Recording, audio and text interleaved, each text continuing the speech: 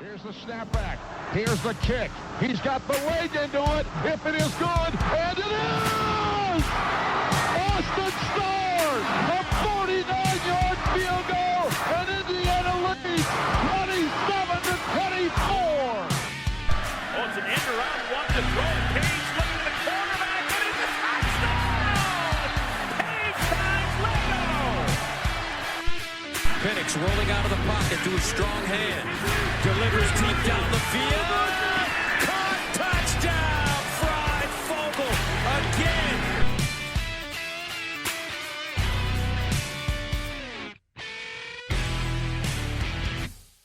Tuttle time. Tuttle time. Tuttle time. Tuttle time. That's right. Penix. Who? This is the OEO podcast. And next up in the season review series, we re-review the snooze fest of a win at Wisconsin. I am your host, Michael Bragg. You can find me on Twitter at Braggley, Braggley. I'm here with my co-host, Brandon. He's back from wherever he was at spreading the vid. You can find him on Twitter at Brandon Dubich. That's Brandon spelled traditionally. Dubich, Dubich. What's up, Brando? Yeah, I went down to Florida for the third time during the pandemic where you just can't get it. Like, you can't get it if everyone else already has it. Yeah. So it's flawless logic. Don't punch holes through it. Basically. So if like everybody doesn't wear a mask, then you can't get it.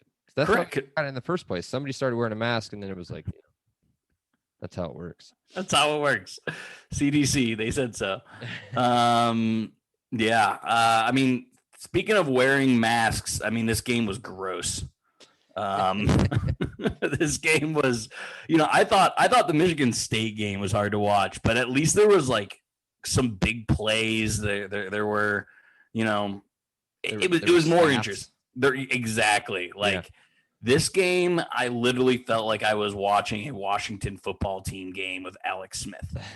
Like this was Washington football team against New York Giants on like a 1:00 Sunday game that nobody watches. In the rain, during COVID with nobody there.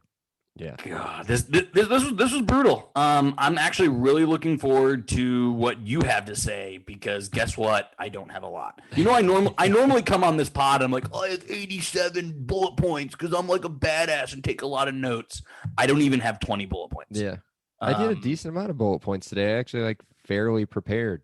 So I mean, I tried. I literally tried. I could not come up. Let's talk about the game. Let's talk about our Hoosiers, the number 12 Indiana Hoosiers go into. No.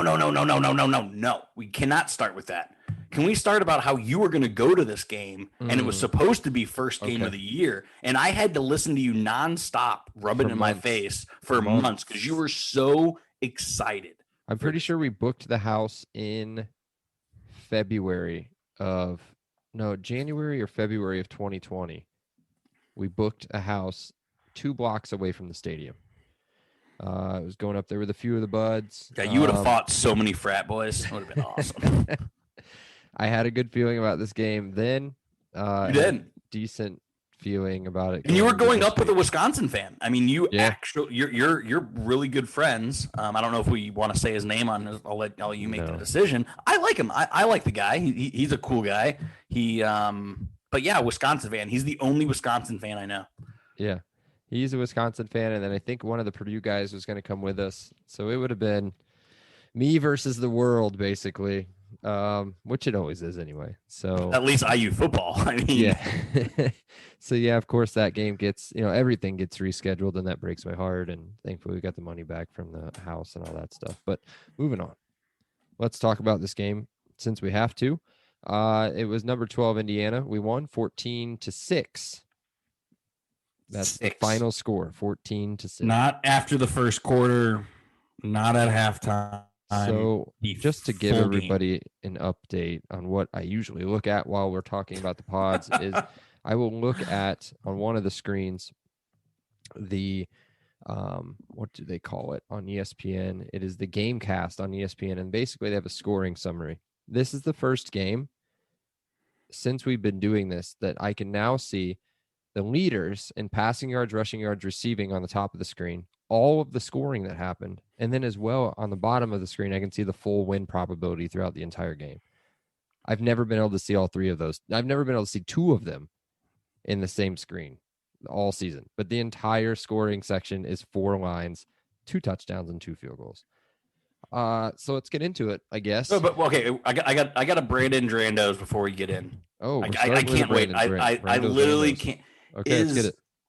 Is Archie Miller basketball equivalent to Paul Chryst Wisconsin football, but good? Do Wisconsin fans have to like put up with this every game because like they clearly know how to do it, but it is just putrid to watch. So here's what I came away from the game with, and I think that we probably should have saved this for Brando's Randos because I'm going to break down a little bit of Wisconsin. They're really young. Quarterback's super young. Their best player on their team is a true freshman, and he's going to absolutely destroy the Big Ten West for the next 2 years. Jalen Berger, yeah. Yes, and their number 1 wide receiver was out, I want to say, and then the other 2 wideouts are both super young too. And then their best receiver is a giant wannabe baby Gronk, who's probably going to. We've already played that. That was already Freiermuth. We've already. So they're a decent team, but they're super young. I honestly, I don't think they play a brand of football that isn't exciting. How do they get recruits? They win because all they do is recruit 6'8", 400-pound monster trucks to play offensive line. So you get all the 5-star kids that want to go up to Wisconsin, and then you get any running back that you want, basically. Correct. That's like the only thing that like if I was a Wisconsin fan that I would look at like. We're going to have a stud running back because like the rest of what they do is just so boring. Like their defense is so solid, but unlike IU, they don't really turn teams over. They don't really, create a lot of sacks. They basically just make tackles and control the line of scrimmage and do all the little things. Like it's not splash plays. It's boring. Just like I just sat there. I'm like, man, Wisconsin's had a lot of good years. And I'm going to have a follow-up to this question for actually the Brando's Randos. But yeah, no, I just sat there. I'm like, if this is what Wisconsin puts up with, I don't know how you can be a fan. Right. Because at least when IU was bad and we had Dickie Legault, like at least we would lose like 70-30. I'm like, cool. There was 100 points in that game. Like that was at least fun. So it's weird to see this team, and it's got to be because of the youth. Because Wisconsin they did exactly like what you said, dismantled Michigan. They went, I think it was in Michigan, went to Michigan, turned them over, scored 49 points against Michigan, 45 against Illinois. Now, Illinois is not a great team, but didn't they go to a bowl? On accident? But either way, they put up 45 and 49 in 2 games. But then whenever they played a good defense, it's 7, 6, 7. They did play Minnesota and only scored 20, but that game's always a little rough between those two. So good little rivalry, baby. Yeah. So yeah, I mean, I don't want to say they're a good team, because they're not, but they're young and they've got a lot of potential there. And I think that we caught them at the right time. I think next year they're going to be a lot tougher. So let's look at the game. Get into some of the general notes of success. There's not a whole lot. Most of my bullet points for this are on Wisconsin's side, which there's only 3 bullet points, so 2 of them are for Wisconsin. The only thing we had really going was, obviously the defense was good, but we saw a lot of back shoulder passes. And what I had initially written down. No, we didn't. Yeah, we did. They did not. Those were not back shoulders. No, those were. They were meant to be sideline passes that he couldn't get there. Like Michael Penix makes those throws, and with a Michael Penix throw, it's either an incompletion or only the IU receiver gets a chance. So instead, they made the catches or got pass interference. It's the Joe Flacco play. I mean, that's literally Tuttle. Like, he couldn't get it to the sideline. Like, he didn't have the arm strength. And unfortunately, fortunately, because it ended up turning out well for us, we end up getting a lot of pass interference, or, the DB was so out of position because he was actually expecting a good ball that it was an easy catch. So I disagree. Those were not purpose back shoulder. Those weren't purpose. Those were sideline throws. He legit couldn't get there. That's fine. You're wrong, but it's fine. So I don't know how this guy was an elite recruit. He has no arm strength. he's got arm strength. I told you to go back and rewatch the game because that's. I literally did, dude. I literally, dude. He's Alex Smith. No, which is fine. You can win games with Alex Smith. Alex Smith wins games. You're just doing the easy thing. You're doing the easy Alex Smith thing because he went to Utah. Tuttle went to Utah. You're just doing the easy thing. And layup, baby. That's all layup. That's all you're doing. So, you don't want to talk about your pro quarterback who can't throw the ball past the line of scrimmage, but that's fine. So let's talk about Wisconsin. Jalen Berger, who we kind of touched on for just a second, is holy shit. He's going to be a problem. I'm just glad. Shut up, dude. I literally have that same exact thing. I said Berger's going to be a problem. I have that verbatim. Yeah, he's going to be the next great Jonathan Taylor back. Yeah, to come out of Wisconsin. And then I guess this isn't for Wisconsin. So 2 of them are IU, and this isn't a general note of success, but man, our offensive line is. Ugh. We thought we had the tackles figured out really well going into this year with Bedford and Jones. Is that right? Yeah, Caleb Jones, absolute monster of a human. Yeah, and then the interior of the line looked good. Seth and I talked about that the Maryland recap, but man, they just got bitched up and down. Thank you, Seth, for covering for that game too. I appreciate it, bud. Yeah, at least he got to watch like a decently exciting game compared to this one. I wasn't going to make him do this one, so. Oh, fuck no. So either way, major moments, big plays. We can get into it. First quarter had 1, and it took 14 minutes to get to it. It was with a minute left. We had that Tywone Mullen forced fumble off the corner. So that was a big one. Here's a Brandon hot take. Is he the most quiet blitzer of all time? Like how does no one know he's coming? Like literally a corner, or I mean a tackle, a wide receiver, a tight end. Like I literally nobody knows he's ever coming. So that's a bullet point. Is he the quietest blitzing corner ever? Yes, so. I guess. So moving on to the second quarter, because that quarter ends 0-0, but then we score pretty quick right off of that turnover, I believe. We get a touchdown drive down the field. Mr. Armstrength himself makes a beautiful pass to the back corner of the end zone for Stonehands Peyton Hendershot, who makes the catch. And we're up 7-0. Again, great route. If this is your first pod listening to Brandon and I, we love every one of these players. Every one. Absolutely, yes. We just like to give them a little bit of shit every now and then, which is fine.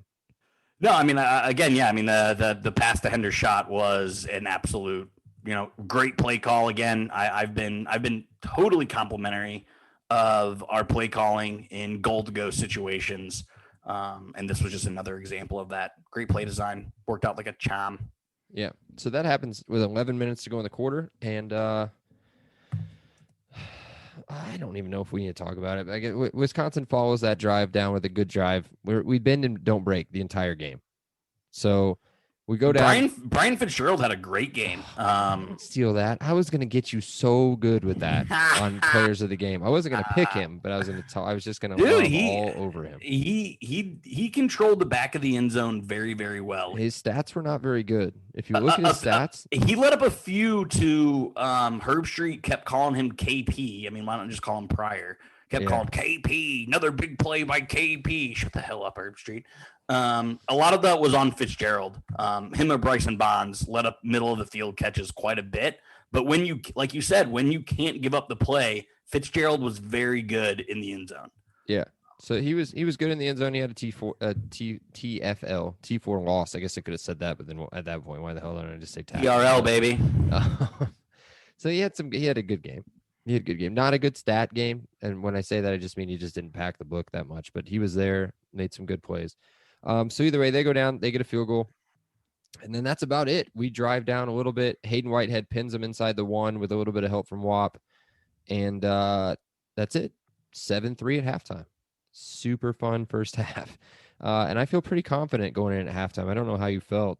I thought that we controlled pretty much everything. We're not going to talk about Ty Fry's good catch. He had a great combat catch. That's coming up. Is that coming up? Third quarter, I believe. My bizzle. It's there somewhere. That's it. Okay. So it's on the opening drive here of the third quarter. So Tuttle gets roughed. Holy hell. That means I only had 6 bullet points for the first half. Yeah. Oh my God. 6 bullet points in the entire first half. So at the end of the second quarter, I want to say it's on that last drive where Hayden Whitehead pins him inside the 1. The play before that, Tuttle took a hit to the head with like either a hand or somebody drove him. They didn't really show a replay. You can kind of see it during the normal play view, but either gets hit in the head or he gets driven down, and Tom Allen like loses his mind.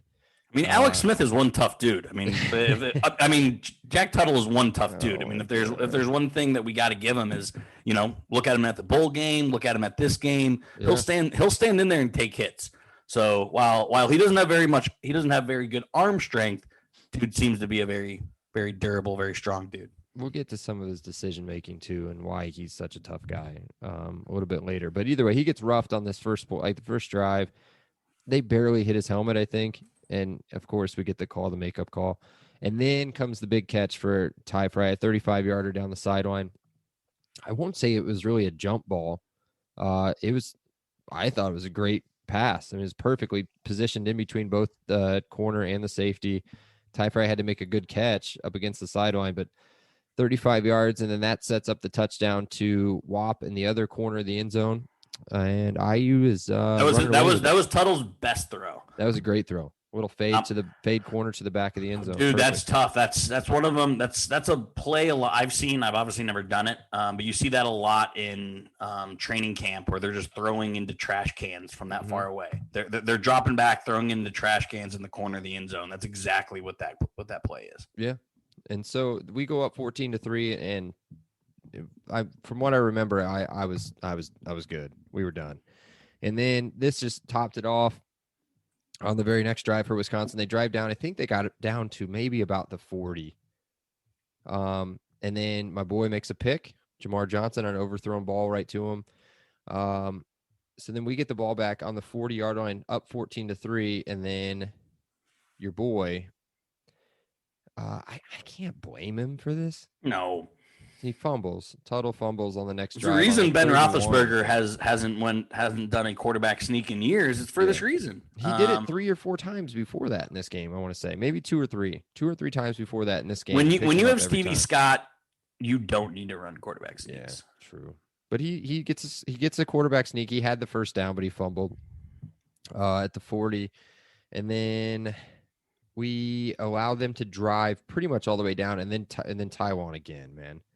A huge deflection in the end zone to save a touchdown. B-Fitz was there on coverage, but that ball was about as perfectly placed as possible. And then Mullen comes flying out of nowhere. I don't know if he was sitting in his zone or if he came off of his guy when he saw the ball, but he came over and just this is going to be very niche for IU football fans, but it was a very Rashard Fant play where Fant didn't have that many picks. But he was a tall corner. Wasn't one year he had like 25 breakups? Yeah. Like he led the country in passing. Yeah. In pass breakups. That's what that looked like from Mullen. I mean, it was a beautiful. Just came. See, anyone who's listening, only Michael and I. Well, not only us, but very few people will know that Rashard Fant led the nation in pass breakups. That's what you're dealing with here. He also played for the Bears for a little bit, and so yeah, that was just a little shot at our producer, who is now the fan of Andy Dalton as his starting quarterback. We're not talking about this today. Wrong podcast. His red hair goes with the Bears well, though. He's going to look so good with his helmet off. It's going to be unbelievable. Which is going to be a lot. Like, you're going to see a lot of interceptions, helmet off, matching the jersey. It's going to be a beautiful thing. Yeah, because when you're walking off the field and not celebrating, I'm pretty sure you can take your helmet off without getting a flag. So another podcast I do, we're gonna have a lot of content with this. We do sports memes, and this is glorious. It's absolutely glorious. All right. Well, moving on, as our producer is waving multiple middle fingers at us like a super professional, we are going to the fourth quarter. And we're going to the fourth quarter after they make a field goal after that huge play by Mullen. We save them for a field goal 14-6. And spoiler alert, that's how it ends. And it should have been worse. And here's why. Because on one of the first plays of the fourth quarter, Miles Marshall is wide open. And when I say wide open, I mean 20 yards open with nobody around him, and he dropped it. And you have to blame him because that's your job is to catch the ball. But he was that that the whole cliche. He was so open that's why he dropped it. That was perfect. That's my excuse for every 3-pointer that I've never made. It was so open. He was probably like, what? Where? There's got to be somebody around me that's about to light me up, but there was nobody close. And then we see this is where I have it written down. Next play, we see the first signs of Tuttle not being able to throw the football away while he's scrambling. And that's a little bit of foreshadowing to the bowl game, the final drive of the bowl game, definitely, where he gets a targeting call on him and then looks like he's going to be out for the game. He looks like he's concussed. He's going to the tent. He goes to the locker room, and Brandon's calling me with all this stuff. I don't know if you watch this with, no, you were definitely. I did not watch with you. No, this was another one where I day drank at my house and I was a little too inebriated. That's right. And called you a million times. Yeah. So then he calls me, what do we think about Dexter Williams? And then he's got me running to the computer to check highlights and stuff. It was a little tense. Thankfully he came back. And then that is all of the highlights pretty much of the fourth quarter until we get down to the final drive, where Wisconsin has a pretty decent long way to go, I want to say. Yeah, no, they were inside the 20. I think it was 17. I mean, it was. Yeah, and you want to talk. Yeah, it looks like they started at the 8. Actually. Yeah, even farther than I thought. I knew it was 4:40 to go. That was the last drive. If that's what you want to know about this game, is that a drive starting with 4 minutes and 40 seconds to go when you're down 8 in the fourth quarter took almost all of 4 minutes and 40 seconds to get. Sounds like Archie Ball. You're down 7 with a minute to go. Way to use all just 30 force seconds. It inside to TJD, and if you can't do it, throw up a bunch of garbage over the back of your head. 27 seconds into the shot clock. That's right. So back to the winning side of the school. They're on their final drive. Mertz has a big run, which has got to be addressed. This year has got to be addressed. Chucky has got to get in there and say, guys, these quarterbacks can run. This is 2021. They can run, bro. Anybody can run. Our guy can run. That'll be interesting because the thing I loved, but then your point's very valid. Womack never turned off the blitz. Like he never played a spy. He never dropped back. He was blitzing no matter what the situation. And sometimes it worked out aces, which, spoiler alert, happens later in this drive, come up with 2 huge sacks. But yeah, you're right. I mean, Womack, knowing they had to go 92 yards, should have probably just dropped back with a spy instead of giving up checkdowns and big quarterback runs. But that's a blessing and a curse of what Womack's defense did. Yeah. So on this rewatch, I was super drawn to, which I already am naturally anyway, but super drawn to Micah McFadden.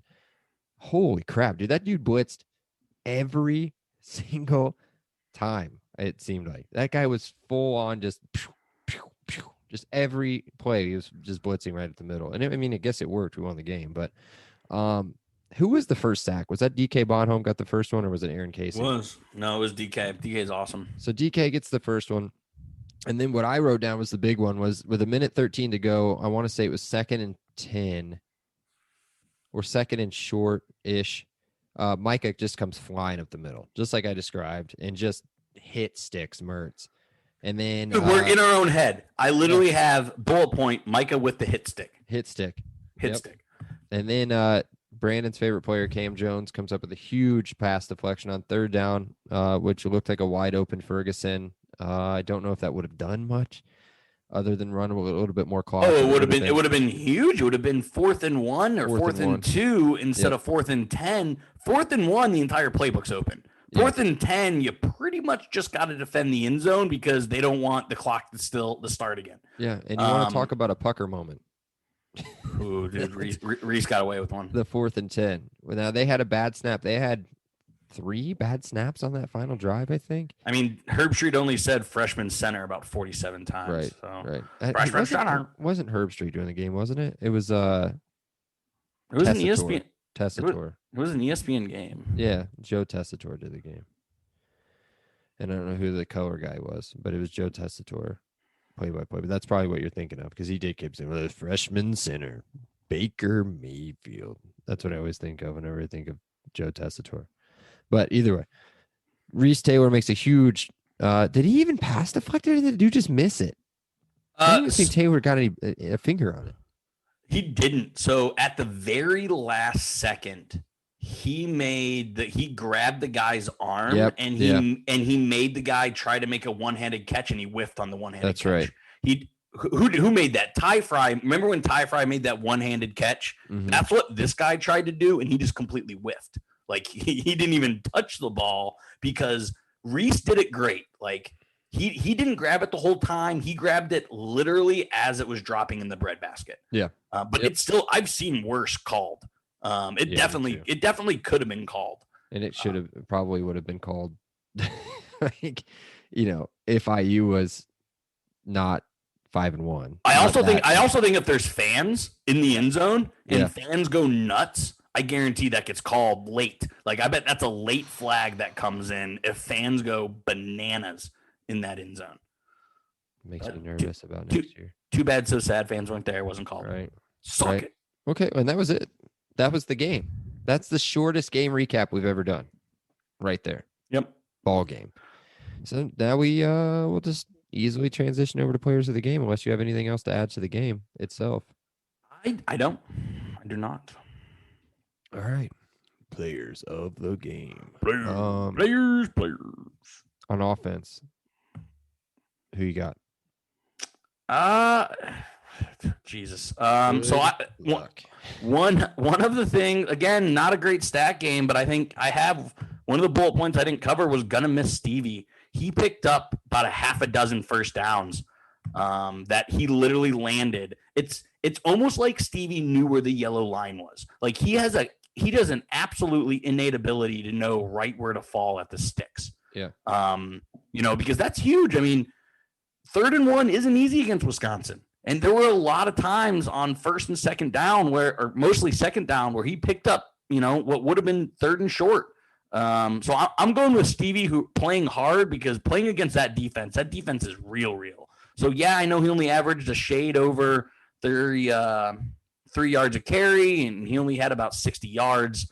But every bit of them was earned and every bit of them was needed. He did that thing that he did all last year pretty much, where everybody else is worn down. He should be worn down, but instead he's just bulldozing people. Yep. And his longest run of the game was 8 yards. The longest run period of anybody on our team was 11 yards. That's David Ellis. He's not even running back, my opinion.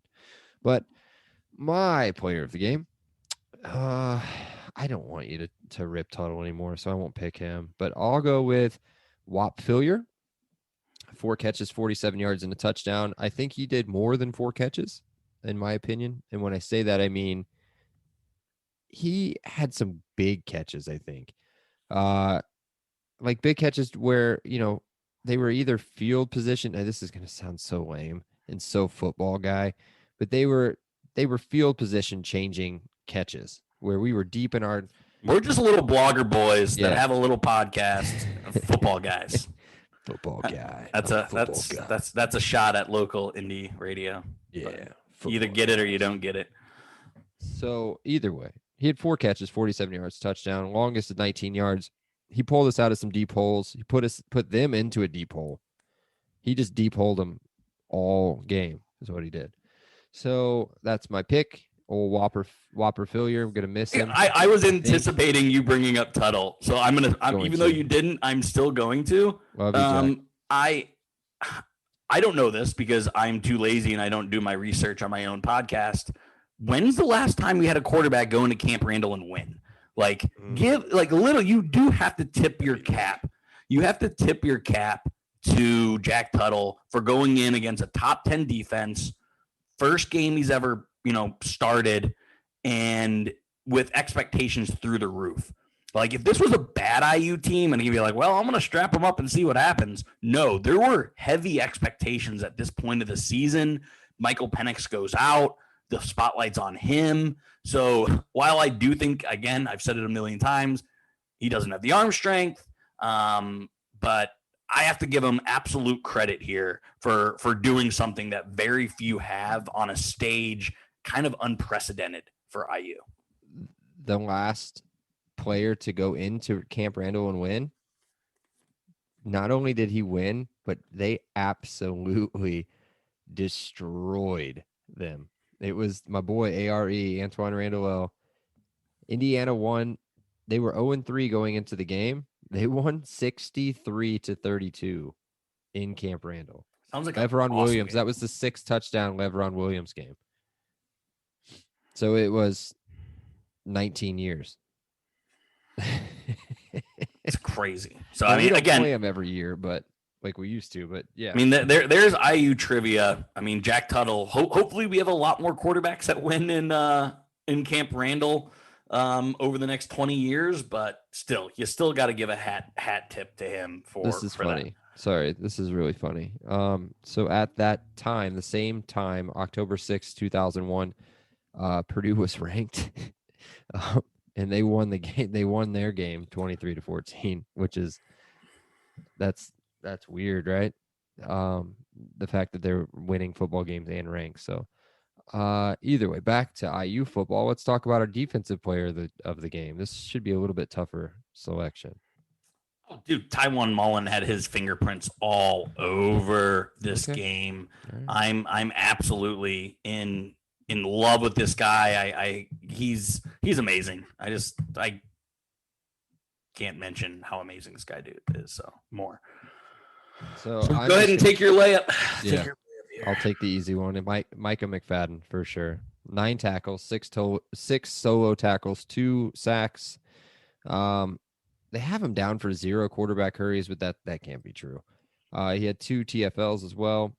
The dude is he's a beast, man. And if he can stay healthy this year, he's a very high. I do not so I love knowing that he stayed. I have no idea why. He has been one of the most impressive things during this rewatch series. Like, Taiwan had which game was it? I think it was the last game I did. One of the game, Michigan State. Taiwan had a bad game. We've mentioned how sometimes Jamar Johnson gambles and gets burned. Taiwan didn't have a bad game at Michigan State. Not that one. You talking about a game that he had a bad game? Taiwan had a bad game. I don't remember. Ohio State, he wasn't great. Well, it's not really fair. But anyway, my point is Micah hasn't had that. Like Micah hasn't had that. Like, well, he missed this, missed that, wasn't there, didn't make a play.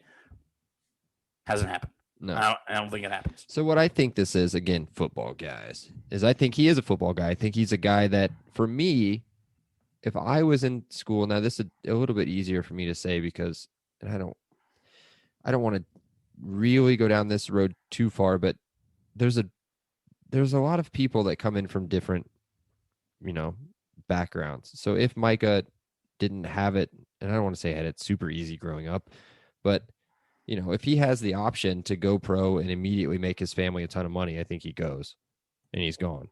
But I don't know if that's his situation. If it's not, what I would have done is do exactly what he's doing because he has a chance to win linebacker of the year in the entire country. He's got a chance to be, I don't know, a day 2 draft pick. I don't know how. Yeah, how I mean, high he's not linebackers athletically are. enough to be a day 1, but yeah, I mean, Yeah. so, sometimes people literally draft on production, Yeah. and And that's the kid something that is inarguable. He's got the chance to go down as, I couldn't tell you anybody in the last 20 years that was an incredible linebacker at IU. I mean, you have Tigray, but again, I think he's way better than Tigray Scales ever was.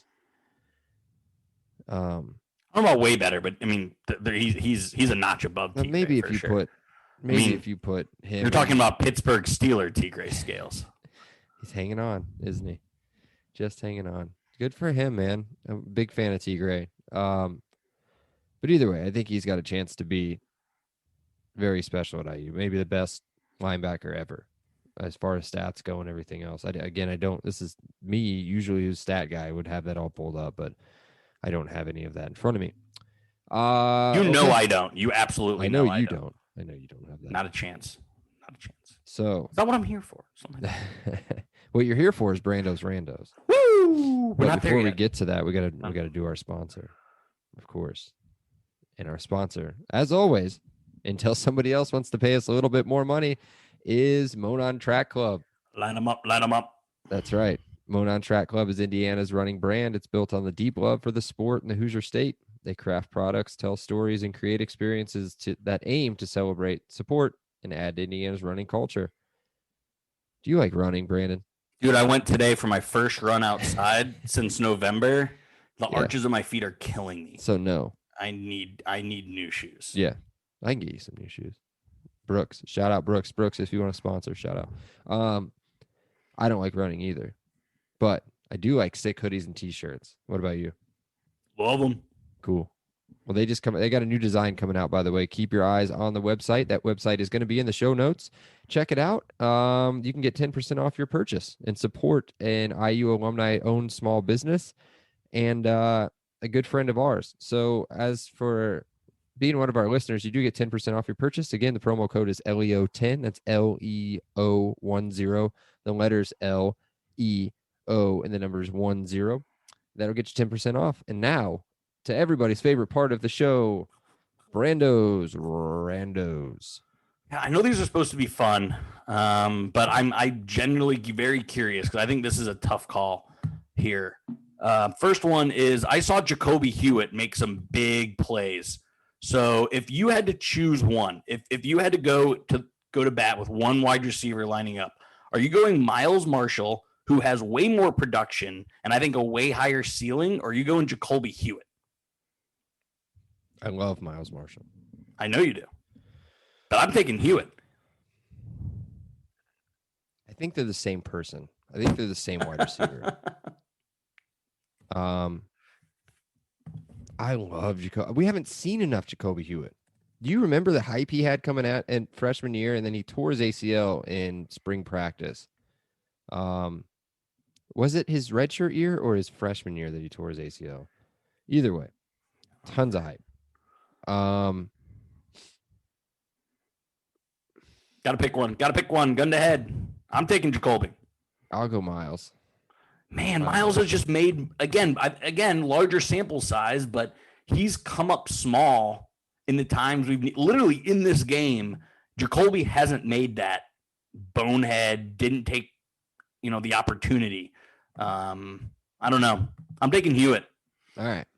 Well, that makes for good podcasting when we don't agree. That's right. That makes for good podcasting. Next question. Would you? So when we rewatch Michigan State, we universally agree that IU can become the next Michigan State.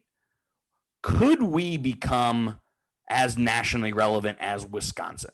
Because I still feel like Wisconsin is a notch above Michigan State. Wisconsin's doable. Absolutely. And I think that we build it on a different philosophy than what they built it on. They built it on what we talked about. Big fat ass offensive linemen and really good running backs and a good defense. Every year they have a good defense. Not as good as it was this year, but a good defense.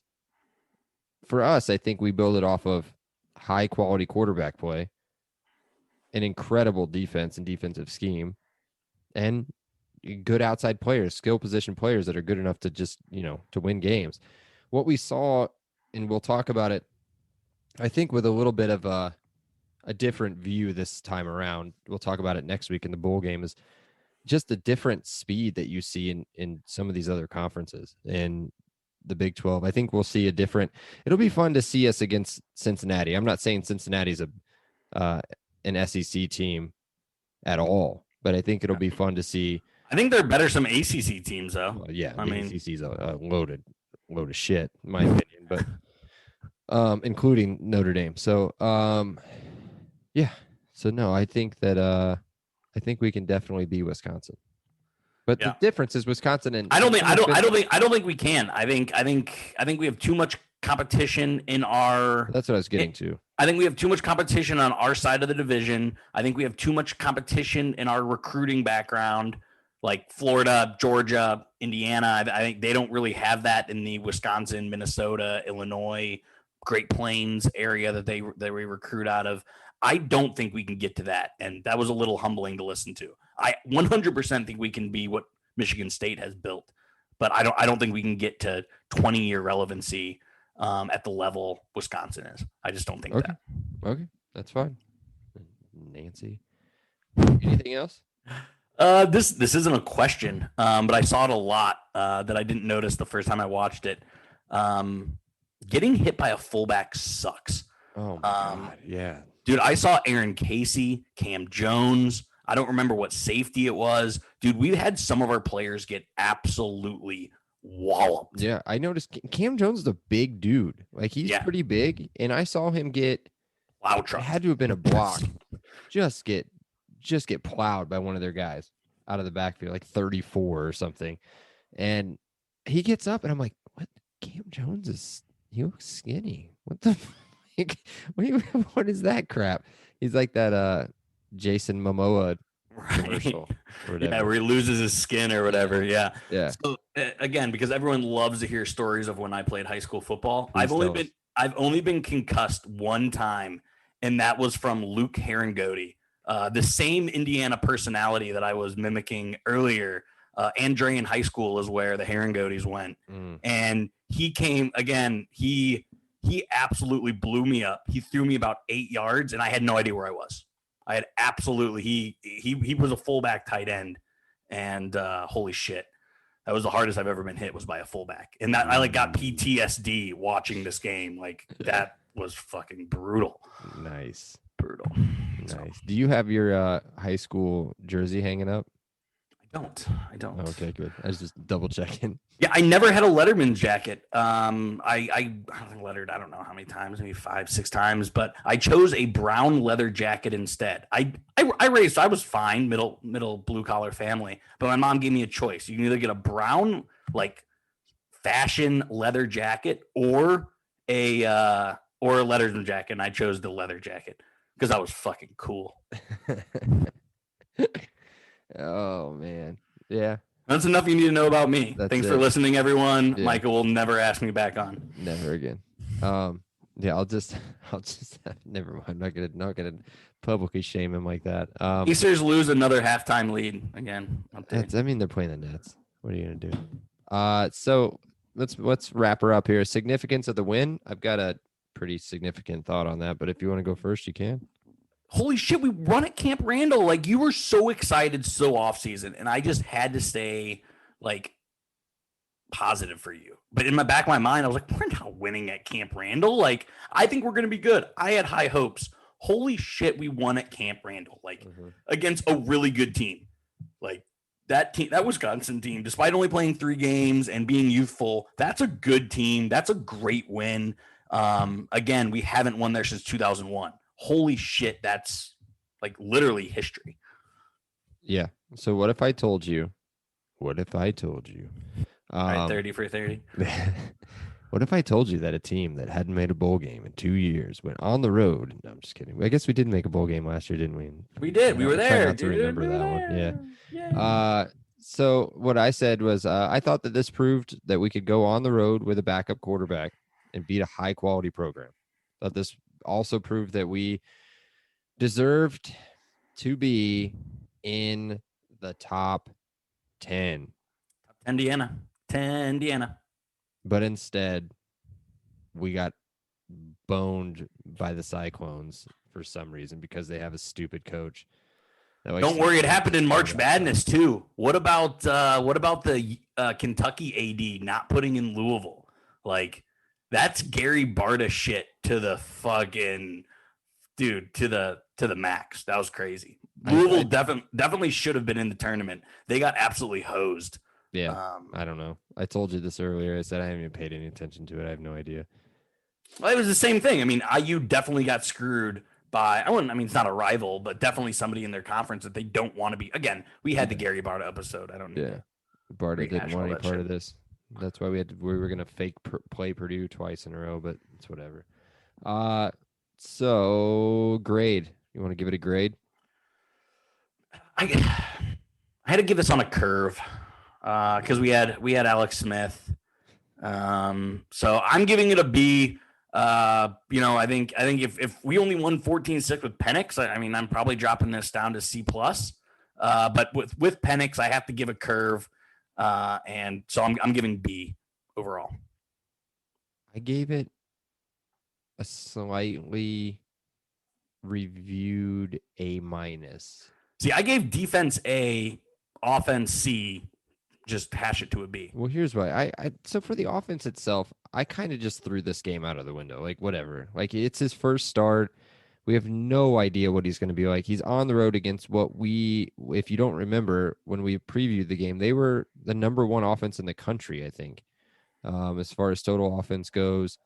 And I was super scared of having Tuttle going into that stadium with that defense. I had no idea what to expect, and we saw exactly what I thought we were going to see now. Since we're talking about their offense, can we talk over under 200 rushing yards for Berger against Purdue next year?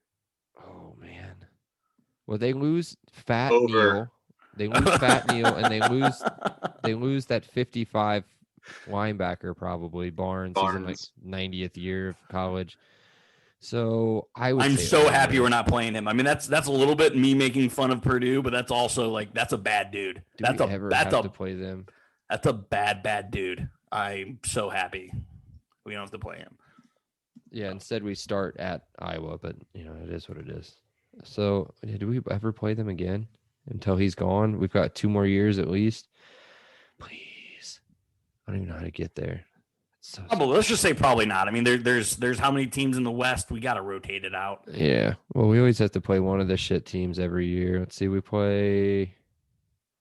What do you mean? We do not play them in 2022. We do not. We play Northwestern and Nebraska 2022. So we got that's a good one. We're going to win 10 games that year too. So, God, we're going to be so good for so long. It's unbelievable. Okay, well, let's wrap it up. Next week, unfortunately, we are going to review the bowl game. I might see this a little bit different. I say unfortunately, but maybe I'll be able to see this through it's what been I kind of interesting talked about. In this rewatch, like some of the games I thought I'd like, I was like, this sucked. But and then some of the others, I was like, interesting. Yeah.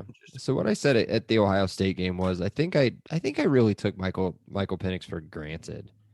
Now last week when we did that review, you probably couldn't tell if you listened to my review on him, but I think we're like really good. Not enough Talia Ghul references last week. I was sorry about that. Yeah, let's wrap it up. We'll talk about the bowl game next week. I'm gonna get out of here, Brandon. What do you say? All right, buddy. Elio. All right, Elio. Elio. Awesome day. Elio. Thank you so much, Rick. I appreciate that. Elio. All right, great. Elio. Appreciate you guys. Elio. You're welcome, Dave. Have a great day. Elio. Have a great day. Elio. Appreciate you being here with us. Have an awesome day. And Elio. Oh, thank you so much. Elio. Well, thanks so much, Elio. Hey, thanks so much, Mike. Appreciate that. Elio. Appreciate you guys, man. Have an awesome day. Elio. Awesome. Elio. Elio.